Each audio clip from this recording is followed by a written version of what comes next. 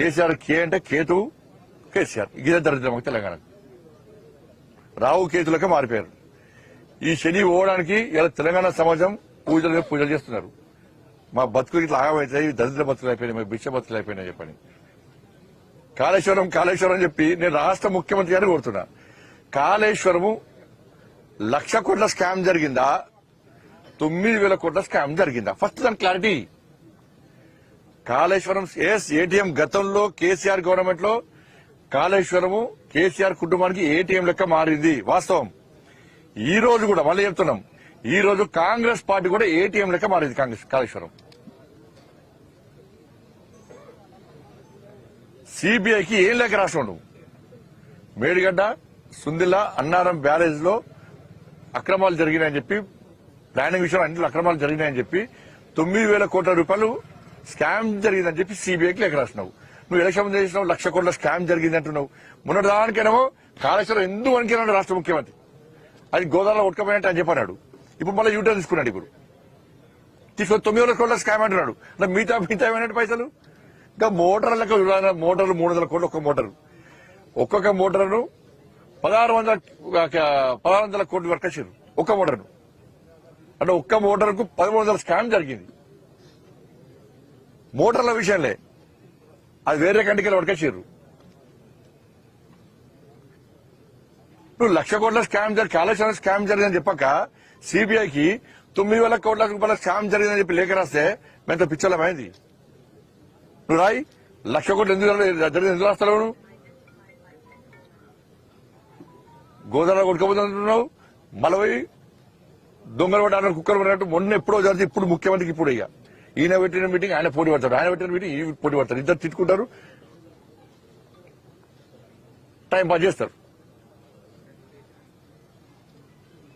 కానీ 1,00,000 కోట్ల స్కామ్ జరిగింది, ఏటీఎల్కి మారిందని మేము అంటున్నాం. కానీ 9,000 కోట్ల స్కామ్ మాత్రమే జరిగిందని చెప్పి రేవంత్ రెడ్డి ప్రభుత్వం, రేవంత్ రెడ్డి గారు అంటున్నారు. కాబట్టి 1,00,000 కోట్ల మీద విచారణ జరపడా, 9,000 కోట్ల మీద విచారణ జరపడా రాష్ట్ర ముఖ్యమంత్రి స్పష్టం చేయాలి. కాబట్టి ఈ రెండు పార్టీలు ఒకటే, ఈ రెండు పార్టీలు ఒకటే. ఏంటంటే వీళ్ళ అవినీతికి వాళ్ళు ప్రోత్సహిస్తున్నారు, వీళ్ళ 6 గ్యారెంటీల మీద వాళ్ళు ప్రశ్నించే ప్రయత్నం చేస్తలేరు.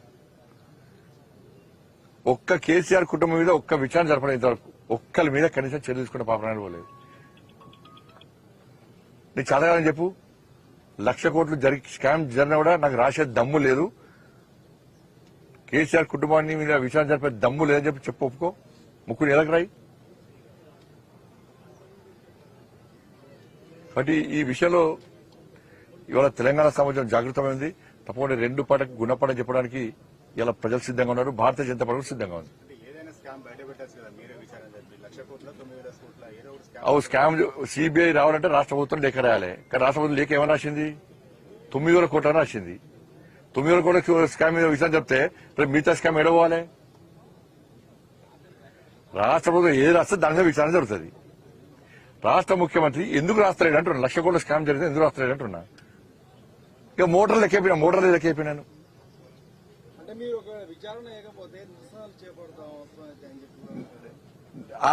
రేవంత్ రెడ్డి రాష్ట్ర లేఖలు మొత్తం బహిరంగపరుస్తాం. మేము కూడా ఇంటింటికి కరపత్ర లెక్క వస్తాం.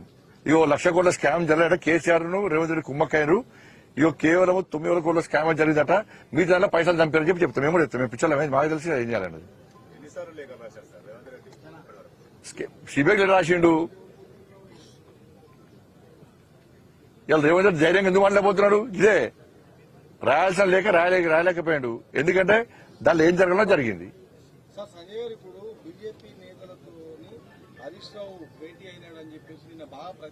ఇప్పుడు వాళ్ళ కాంగ్రెస్ పార్టీలో ద్వంద్వ విధానాలు. ఒక ఆయన ఏమో తెలుసా, అలిగిపోయారు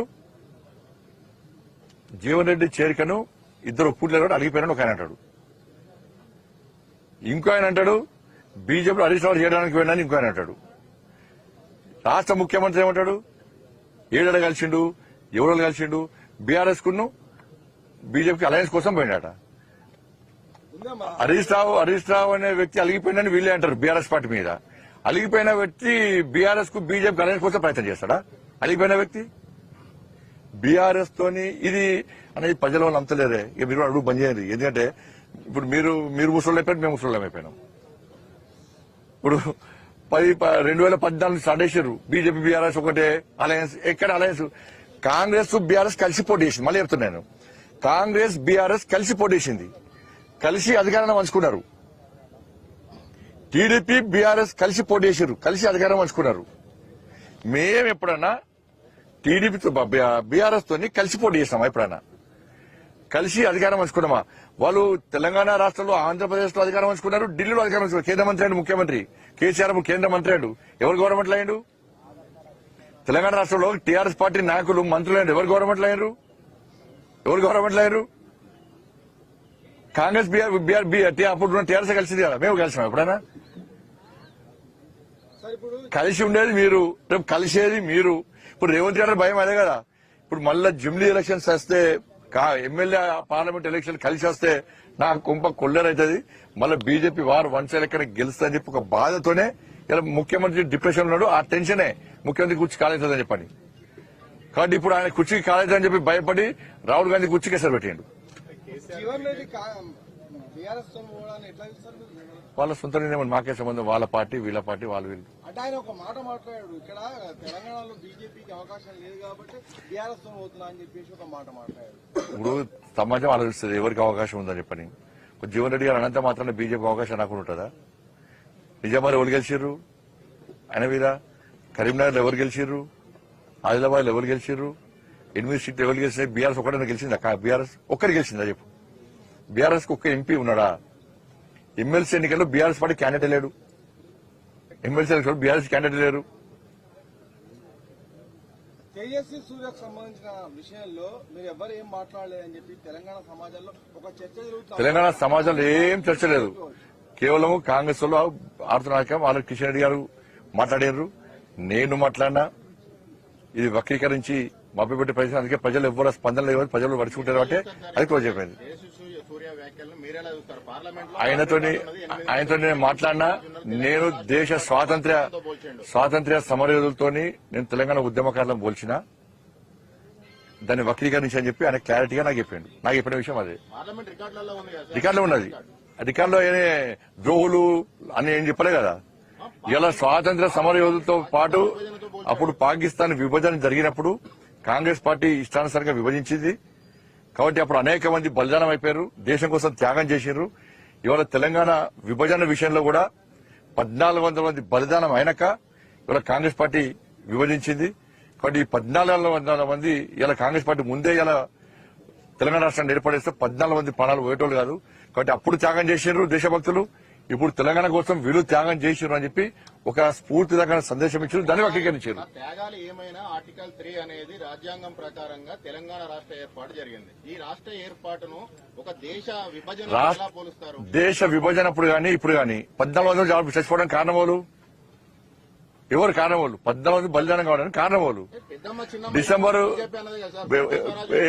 పెద్ద సుష్మా స్వరాజ్ బిల్లుని పెట్టారు. సుష్మా స్వరాజ్ గారు పార్లమెంట్ లో మీరు కనుక బిల్లు పెట్టకుంటే, కాంగ్రెస్ పార్టీ పెట్టకుంటే ఇప్పటికే బలిదానం అయిపోతున్నారు. మేము బిల్లు పెడతాం అంటే అప్పుడు భయపడి 1400 మంది త్యాగం చేసిన తర్వాత కాంగ్రెస్ పార్టీ బిల్లు పెట్టింది. మరి కాంగ్రెస్ పార్టీ బిల్లు పెట్టినప్పుడు ఎవరి మద్దతు వచ్చింది? సుష్మా స్వరాజ్ మద్దతు వచ్చింది. అప్పుడు రేవంత్ రెడ్డి గారు ఏమన్నారు? ఏ పార్టీలో ఉన్నాడు? కాంగ్రెస్ పార్టీలో ఉన్నాడు. బలిదేవత అని ఎవరు అన్నాడు? సోనియా గాంధీని బలిదేవత అన్నారు. ఎవరు? రేవంత్ రెడ్డి గారు టీడీపీలో ఉండి. కరీంనగర్ యుద్ధ బేరేది రణబేరి అవుతుంటే తుపాకీ పట్టుకుని ఉద్యమకాలను చంపడానికి రేవంత్ రెడ్డి గారు ఇవాళ తుపాకీ పట్టుకుని బయలుదేరాడు. ఇవాళ బీజేపీని విమర్శించేటువంటి కాంగ్రెస్ పార్టీ మంత్రులు ఎవరు కేబినెట్ లో ఉన్నారు?